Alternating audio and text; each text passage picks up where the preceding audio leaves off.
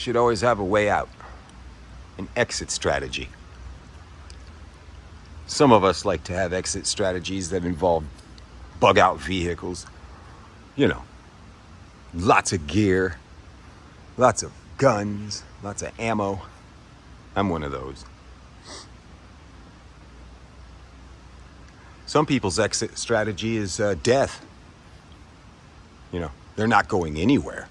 I've talked to men that are like, shit, I don't buy any extra nothing. You know, when my time comes, I guess it's gonna come. See, I don't feel that way. I have a family and I have people that care for me and that I rely upon me to be who I am. And so therefore, every base will be covered.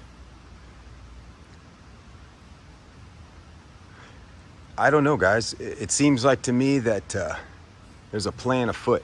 And I've talked about it many times, but it goes further than you think. It goes farther back than you think. And guys, the ideology of the white man, believe it or not, it's still at play. I listened to a podcast today and a guy was talking about that the plans that you see afoot are set up by white supremacists. And what it means is that everybody's going to be mad at the white man. Everybody's going to pull a helter-skelter on the white man. And when they do, it's going to cause hatred and divide and amongst all the peoples of the world. But the only people that are going to be able to withstand what has happened are the Western countries, the Western white countries, okay? And inside that, you've got a smattering of blacks and Latinos and blah, blah, blah, about 40% of the population. And the other 60% are white. And in European countries, it's an even higher percentage of whites. And I know they're flooding them, but that's just to piss the whites off, according to this guy. And he said that the plan is that after they break everything with the coronavirus and all the racial wars and hoaxes and psyops, he said that the only people that would be left standing would be the white man. So this is all a Nazi plan to further the white man's stranglehold on the world. Because this guy was the SJW cuck piece of shit who was telling the story. He looked at it from the point of view that, you know, it was wrong. See, now I look at it from the point of view that, thank God, if that's really what's going on, I'm pissed because a lot of my brothers and sisters have been beaten and abused and over the years and harangued and endless bullshit on their lives because of the color of their skin. But if it's all for something, then I guess, you know, if it's all for the betterment of the white race, then I'm all for it.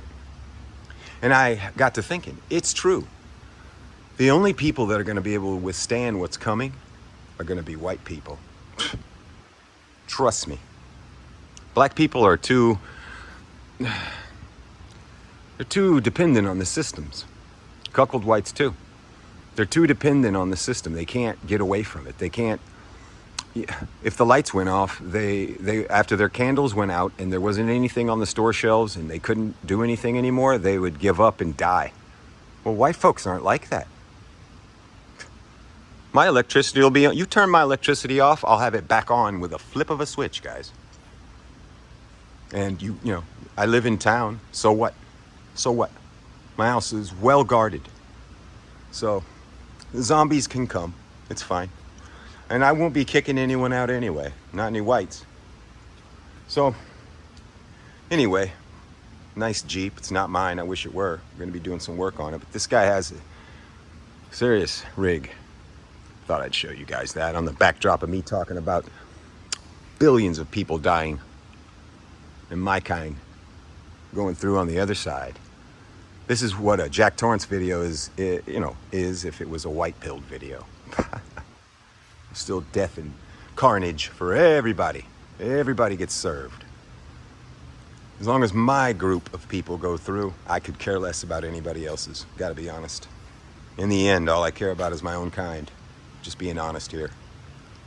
Put this on a backup channel. Let's get it together.